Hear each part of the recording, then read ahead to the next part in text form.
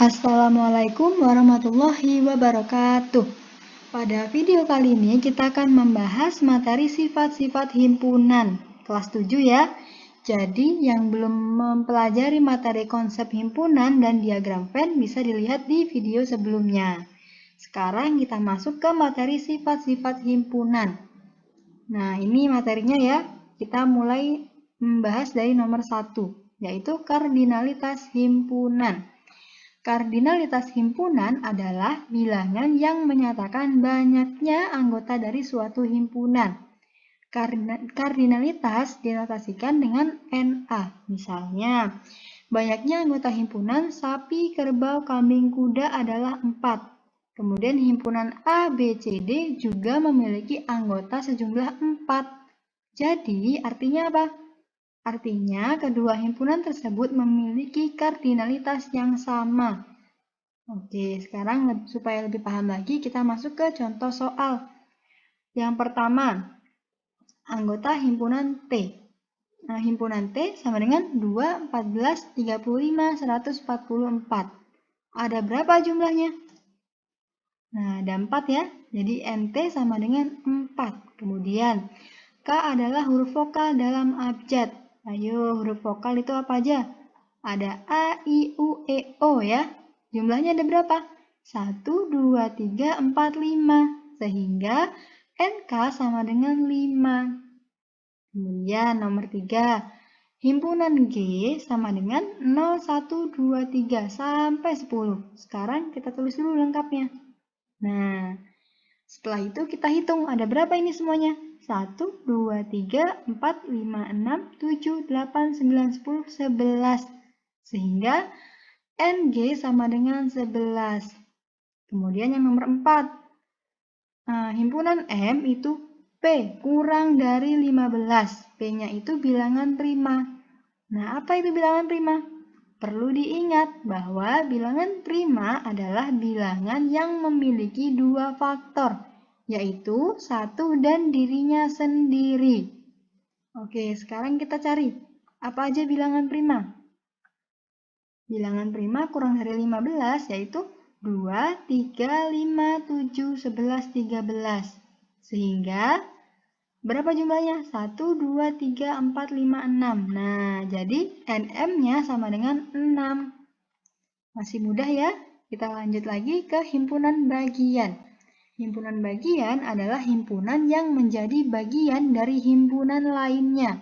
Contohnya, himpunan A 1, 2, 3, himpunan B 1, 2, 3, 4, 5. Kita lihat ada yang sama nggak? Nah, semua anggota himpunan A ada di anggota himpunan B ya. 1, 2, 3 ya. Nah, maka setiap anggota himpunan A merupakan anggota himpunan B. Himpunan A pada kasus tersebut dapat dikatakan sebagai himpunan bagian dari B yang dapat dituliskan sebagai A himpunan bagian dari B. Nah, kenapa dinyatakan begini? Karena semua anggota himpunan A ada di dalam himpunan B. Oke? Untuk lebih paham lagi kita masuk ke contoh 2. Nah, himpunan C 4, 5, 6. Himpunan D 1, 2, 3, 4, 5. Terlihat bahwa tidak semua anggota himpunan C menjadi anggota himpunan D. Kenapa begitu? Nah, kita lihat. Anggota himpunan C tadi ada 4, 5, 6. Himpunan D 1, 2, 3, 4, 5. Nah, 6-nya tidak ada di D ya. Jadi, apa? Tidak semua anggota himpunan C menjadi anggota himpunan D karena 6 bukan anggota himpunan D. 6-nya tidak ada di himpunan D ya. Oleh karena itu, C dikatakan bukan merupakan himpunan bagian dari D. Sehingga dapat dituliskan sebagai 6 bukan himpunan bagian dari D. Jadi, gimana dikatakan himpunan bagian ketika semua anggota C itu masuk ke anggota D. Nah, karena ini di anggota himpunan C ada yang bukan merupakan anggota himpunan D, maka dia bukan himpunan bagian dari D. Nah, Jadi C bukan himpunan bagian dari D ya. Kita lanjut lagi himpunan kuasa. Himpunan kuasa dari himpunan A adalah himpunan-himpunan bagian dari A, dilambangkan dengan PA. Sedangkan banyaknya anggota himpunan kuasa dari himpunan A dilambangkan dengan NPA. Contohnya, diketahui himpunan A 1, 2, 3. Tentukan semua himpunan kuasa dari A. Nah, untuk menjawabnya seperti ini. Himpunan-himpunan yang merupakan bagian dari A dituliskan sebagai berikut. Himpunan yang banyak anggotanya 0, yaitu, nah berarti tidak ada anggotanya ya, kosong. Kemudian himpunan yang banyak anggotanya 1, yaitu 1, 2, 3. Himpunan yang banyak anggotanya 2, yaitu 1, 2, 1, 3, 2, 3. Himpunan yang banyak anggotanya 3, yaitu 1, 2, 3. Nah, berdasarkan uraian tersebut, himpunan bagian dari A adalah PA sama dengan, dimasukin semua ya, ini tadi dijadikan 1. Ada berapa jumlahnya?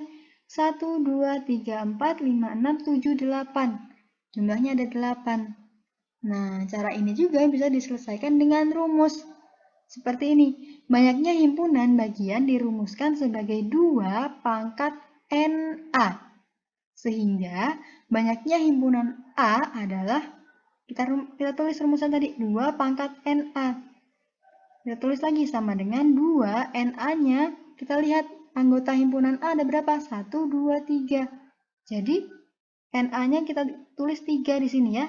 Sehingga 2 pangkat 3. Berarti 2 kali 2 kali 2 hasilnya 8. Samakan hasilnya dengan cara sebelumnya tadi. Nah, masih mudah ya. Untuk lebih paham kita masuk ke contoh. Tentukan banyaknya himpunan bagian yang mungkin dari himpunan berikut. Oke. Himpunan B 1, 2, 3, 4, 5. Ada berapa? Ada 5 ya. Jadi NB sama dengan 5. Maka banyaknya himpunan bagian yang mungkin dari B adalah, apa tadi rumusnya? 2 pangkat NA ya. Karena di sini himpunannya B, maka 2 pangkat NB sama dengan 2 pangkat 5. Karena NB-nya ini 5 ya, maka 2 pangkat 5 sama dengan 2 kali 2 kali 2 kali 2 kali 2. Hasilnya 32. Contoh lagi. Himpunan C 2, 3, 4, 5, 6, 7, 8. Dihitung ada berapa? 1, 2, 3, 4, 5, 6, 7. Berarti NC sama dengan 7. Maka banyaknya himpunan bagian yang mungkin dari C adalah, nah rumusnya tadi apa? 2 pangkat NA. Karena di sini himpunan C, maka 2 pangkat NC sama dengan 2 pangkat 7. Karena apa? Karena NC-nya 7 ya, maka 2 pangkat 7. Sekarang tinggal kita hitung. Berarti sama dengan 2 kali 2 kali 2 kali 2 kali 2 kali 2 kali 2. Sama dengan 128. Oke, selanjutnya kesamaan dua himpunan. Dua himpunan A dan B dikatakan sama jika dan hanya jika A himpunan bagian dari B dan B himpunan bagian dari A. Dinotasikan dengan A sama dengan B. Contohnya, himpunan A, I, U, E, O. Himpunan B, U, A, I, O, E. Nah, sama ya. Cuma kata-katanya dibalik-balik ya. Tapi intinya sama ya. Kedua himpunan A dan B mempunyai anggota-anggota yang sama, yaitu A, I, U, E, dan O. Ya, maka himpunan A itu sama dengan B, karena anggota-anggotanya sama. Oke, masih mudah ya. Kita lanjut ke himpunan ekuivalen. Definisinya, dua himpunan dikatakan ekuivalen apabila jumlah anggota kedua himpunan itu sama, tetapi anggotanya ada yang tidak sama. Ayo, gimana ini? Masuk ke contoh soal ya. Himpunan P sama dengan A, I, U, E, O. Himpunan Q 1, 2, 3, 4, 5. Nah, himpunan Q jumlahnya ada 5 ya. Kemudian himpunan P jumlahnya ada berapa? 1, 2, 3, 4, 5. Oh, ada 5 juga. Nah, kita baca lagi pengertiannya. Dua himpunan dikatakan ekuivalen apabila jumlah anggota kedua himpunan itu sama. Nah, di sini kita fokus di jumlah ya. Oke, kedua himpunan P dan Q anggota-anggotanya tidak sama ya. Yang anggota himpunan P A, I, U, E, O, kemudian anggota himpunan Q 1, 2, 3, 4, 5. Nggak sama ya anggotanya, tetapi jumlah anggotanya sama. Sama-sama 5 ya jumlahnya tadi sudah kita hitung. Maka himpunan P itu ekuivalen dengan Q. Nah, sampai di sini semoga bisa dipahami ya. Kita lanjut ke contoh soal supaya lebih paham lagi. Tentukan banyak anggota dari D, himpunan D, bilangan asli di bawah 30. Wah, banyak nih. Kita tulis dulu ya, kita tulis lengkapnya. Oke, panjang ya. Nah, setelah kita tulis seperti ini, bilangan asli di bawah 30. Kok sampai 29 aja? 30-nya kemana? Gitu. Karena di sini tulisannya bilangan asli di bawah 30. Jadi 30-nya nggak termasuk ya. Kita tulis sampai 29 aja. Nah, sehingga berapa ini jumlahnya nih semuanya nih? Dihitung 1, 2, 3. Ada 29 jumlahnya ya. Kalau nggak percaya boleh dihitung sendiri. Jadi, sehingga ND sama dengan 29. Nah, kemudian kita cari yang B. Himpunan A bilangan bulat dari negatif 3 sampai 2. Nah, kita cari. Negatif 3 sampai 2. Berarti himpunan A negatif 3, negatif 2, negatif 1, 0, 1, 2. Nah, kita hitung. Ada berapa? 1, 2, 3, 4, 5, 6. Oh, ada 6. Berarti NA sama dengan 6. Nah, kemudian yang ketiga. Himpunan L dari 0 sampai 28. Wah, panjang juga ya. Ditulis dulu semuanya nih, semua anggota himpunan dari L. 0 sampai 28. Nah, setelah ditulis kita hitung ada berapa anggotanya? 1, 2, 3, 4, 5, ada 29. Kalau nggak percaya dihitung sendiri ya. Sehingga NL sama dengan 29. Nah, dari 3 ini tadi ya diketahui bahwa mana yang ekuivalen. Ayo, yang jumlahnya sama yang mana? Iya benar, yang D dan L ya. D dan L adalah dua himpunan yang ekuivalen karena ND sama dengan NNL atau jumlahnya sama-sama 29 ya.